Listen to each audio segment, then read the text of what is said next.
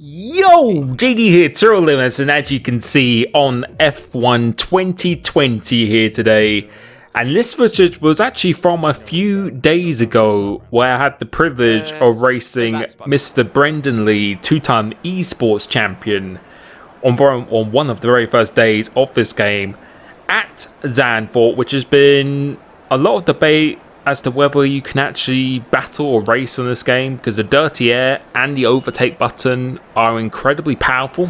So we are pretty much just going to put it to the test here and just see how good I am out the box as well. So we've got 5 fights, away they go, and getting a pretty decent, pretty even start between myself and Brendon Leigh.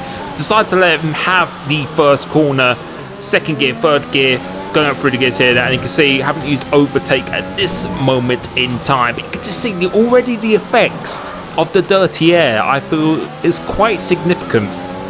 And this isn't the latest build. I think the PC has had a new build updated with the new Mercedes livery and stuff as well, which I am very excited to try a little bit later on. But right now, the main focus is just trying to stay with them as much as possible.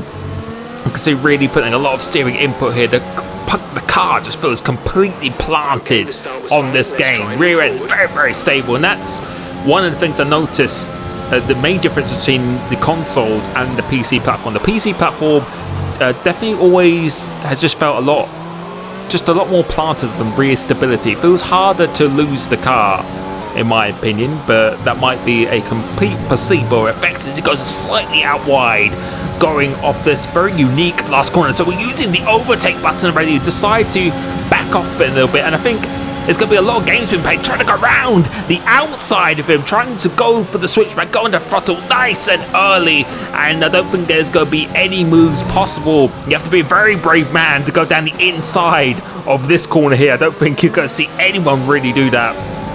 But I think the strategy for this game is really to just try and avoid using your overtake as much as possible. Try and be as fast as you can in the raw pace, because it is just so powerful, this overtake button, but it depletes so quickly. So I really do like the balance I've seen so far. I don't know if everyone else agrees, but I think the balance is pretty good, where you really can't use it that often, and if you get away from someone, they have to use it all up, and then you can actually pull away again very easy, because slipstream and DRS doesn't seem to be that powerful on this game. It seems that the dirty air and the overtake button are much more significant.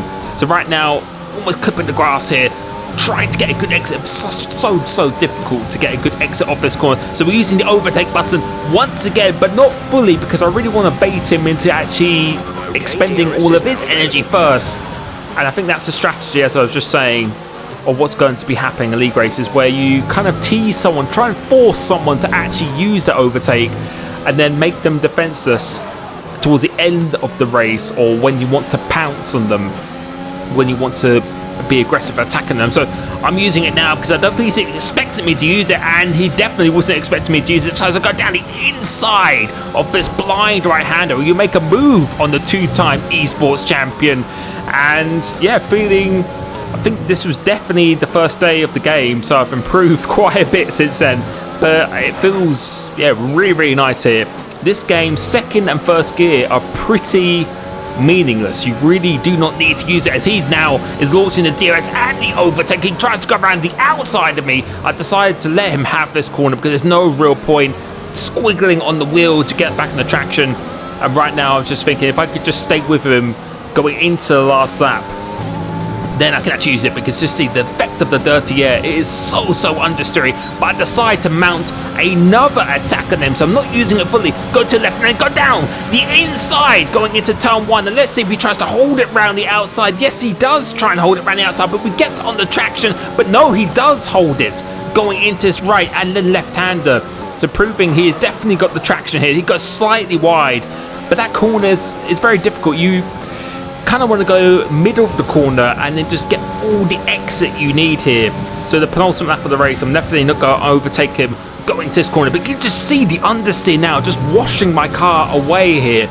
And I think we're using default setups at this moment in time, but no, the racing feels really good. It feels like you have to put in a lot of effort to do an overtake, which is exactly what you want, because on the previous game, it was beneficial for you to be the car behind, whereas in this game, I think it's a lot more beneficial for you to be the car in front, because it's a lot harder to get closer to the car in front, and that's exactly what I wanted. You could just see again the dirty air, the understeer. We just can't get that rotation that we need at all, so I'm trying to be as close as I can.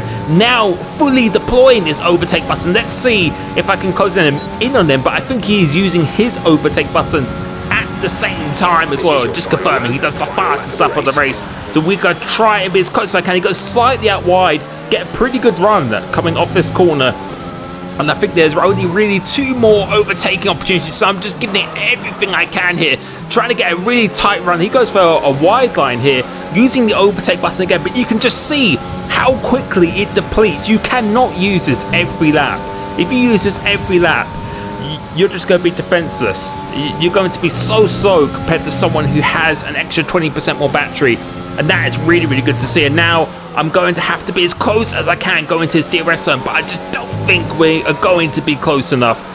He is a 2-time esports champion for a reason, and I'm actually quite happy with this performance to actually be staying with him in the DRS zone, in all honesty here.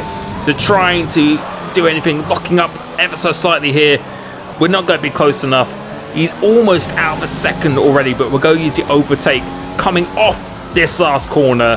And I think Zandvoort is a very, very good place to race at. In qualifying, it's going to be insane, but it is definitely possible to race, especially with this overtake button. And you can hear me and Brendon, we really enjoyed that. Oh yeah, definitely. Thank you so much to him for racing against me. He's the driver of the day on this occasion. Stay tuned for more videos, and I will catch you soon. Peace. Yeah, I agree. It's so good at the low speed once you get the hang of it.